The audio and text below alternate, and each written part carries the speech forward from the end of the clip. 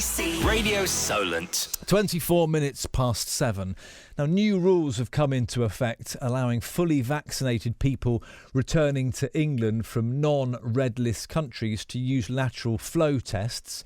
Previously, only the more expensive PCR tests could be used. BBC Radio Solent's Warren Hayden has more. It's the first day of half-term for many, and if you're fully vaccinated, coming back to England, you'll no longer have to take a PCR test 2 days after your arrival. Instead, you'll be able to take a cheaper and simpler lateral flow test. PCR tests cost upwards of £50 per passenger. That's more than twice the price of many lateral flow tests. Now, those tests must be bought from private providers. NHS kits cannot be used.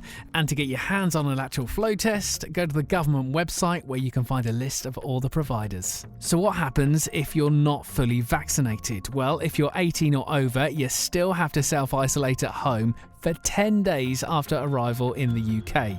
You'll also need to take a PCR or lateral flow test in the 3 days before you travel to the UK, and take a test on or before day 2 and on or after day 8 after your return. And don't forget, if you are heading on holiday, you need to keep checking the rules for your destination country, as these can change at short notice.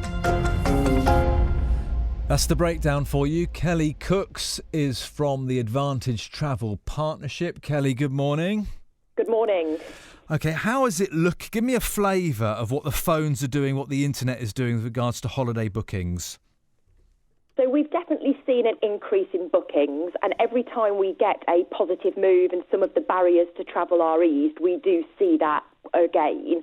I think the biggest increase for us was actually when they removed the pre-departure lateral flow test, because primarily people's concern was getting stuck overseas with a positive test, more so than the test when they return on day 2. However, I think we do have to, appreciate that any easing of the rules gives people customer confidence, and that's absolutely what we need to make it easier for people to travel for leisure, for business, or to just visit friends and family.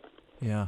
I mean, it's going to help slightly, isn't it? So bookings are up. What are people looking at? Is it the classic Spain, the Frances, the Greases?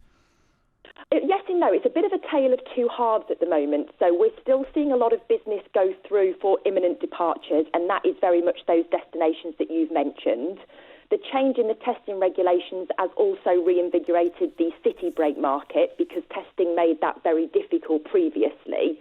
But we are also now seeing customers more confident to book some of those long-haul, more expensive, further-out trips into next year, and we're even seeing bookings come through for 2023 now as well.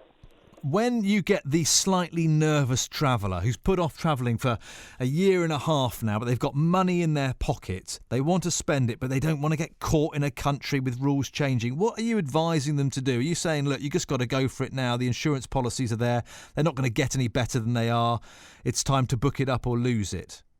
I think the key piece of advice is really to book with a professional. They'll be able to hold your hand through what the criteria is to get into the country that you're visiting, and also what will happen when you get back home.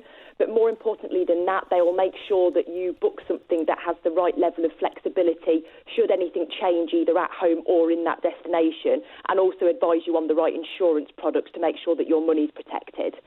Good advice. Kelly Cooks from the Advantage Travel Partnership. Thank you.